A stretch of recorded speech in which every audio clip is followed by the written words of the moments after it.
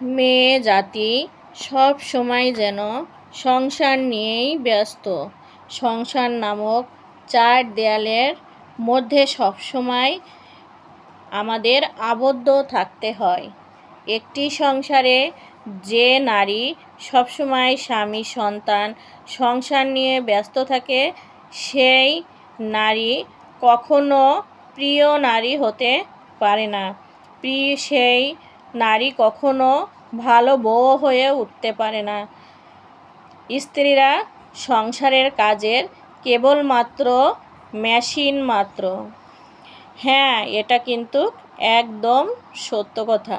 আমার প্রিয় ভাই ও বোনেরা, কথাটা আপনাদের কাছে কেমন লাগলো অবশ্যই সুন্দর সুন্দর কমেন্টে জানাবেন। আসসালামু আলাইকুম। আবারও আজকে আরেকটি ভিডিও নিয়ে আপনাদের মাঝে চলে আসলাম আমি তানিয়া। আশা করি আমার ভিডিওটি আজকেও আপনাদের কাছে অনেক বেশি ভালো লাগবে, আর আমিও আপনাদের সুন্দর সুন্দর কমেন্টের আশায় থাকব।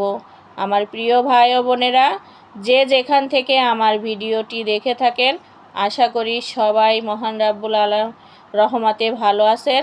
আমিও আমার পরিবারের সবাইকে নিয়ে ভালো আছি, আলহামদুলিল্লাহ।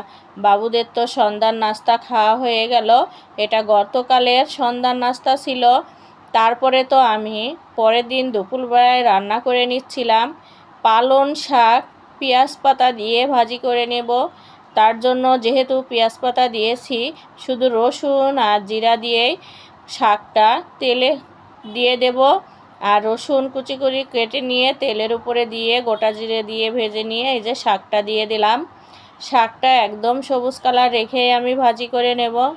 আমার প্রিয় ভাই ও বোনেরা, প্রতিদিনই আপনাদের মাঝে ভিডিওর মাধ্যমে আমি চলে আসি, আপনাদের সাথে কত কথা বলি। কথার মধ্যে যদি ভুল ত্রুটি থেকে থাকে অবশ্যই সবাই সুন্দর ক্ষমা দৃষ্টিতে দেখবেন। শাকটা তো আমি তেলে দিয়ে ফেললাম, এখন নামিয়ে নেব। শাকটা আমার হয়ে গেছে। তারপরে আজকে থাকবে চিংড়ি মাছ ভর্তা করে নেব, ডাল ভর্তা থাকবে, আর এই যে মাছের মাথাগুলা ভুনা করে নেব টমেটো দিয়ে। এদিকে আমি মাথাগুলো ভালো করে ধুয়ে নিচ্ছিলাম। কানশিরার ভিতরে কিন্তু অনেক ময়লা থাকে, সেগুলোই আমি হাত দিয়ে ভালো করে পরিষ্কার করে নিচ্ছিলাম, আর রক্ত পানি বের হচ্ছিল। এরপরে তো আমি লবণ দিয়ে ভালো করে ধুয়ে নেব।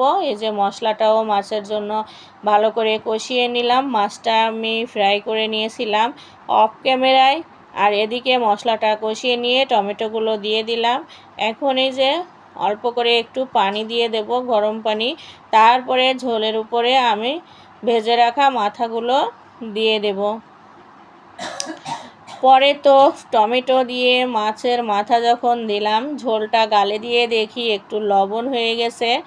পরে আবার কতগুলা সিম কেটে ঝোলের উপরে দিয়ে দিলাম, দিয়ে আমি তরকারিটা রান্না করে নিয়েছি। আমার প্রিয় ভাই ও বোনেরা, এই তো আমি মাছের মাথা দিয়ে তরকারিটা এভাবে রান্না করে নিলাম। এদিকে এই যে অল্প করে একটু ডাল ভর্তা করে নিয়েছিলাম, আর চিংড়ি মাছটাও ভর্তা করে নিয়েছিলাম অফ ক্যামেরায়। মাছের মাথা ভুনা করে নিলাম সিম টমেটো দিয়ে।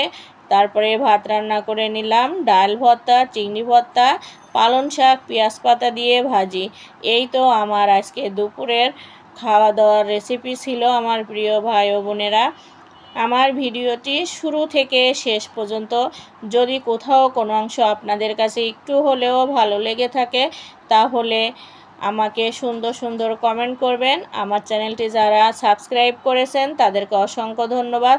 আর যারা এখনও আমার প্রিয় ভাই ও বোনেরা সাবস্ক্রাইব করতে ভুলে গেছেন অথবা করেন নাই, তারা আমার চ্যানেলটি সাবস্ক্রাইব করে আশা করি আমার পাশে থেকে যাবেন। আজ এখানেই বিদায় নেব, আবার আগামী দিন দেখা হবে একই সময়ে।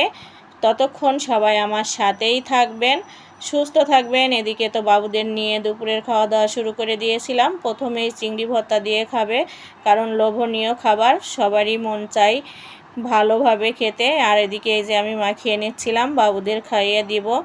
আর ভাত মাখানোর পরে দেখেন কি দারুণ একটা কালার চলে আসছে। আসলেই কিন্তু ভালো লাগে। সবাই ভালো থাকবেন, সুস্থ থাকবেন। আল্লাহ হাফেজ।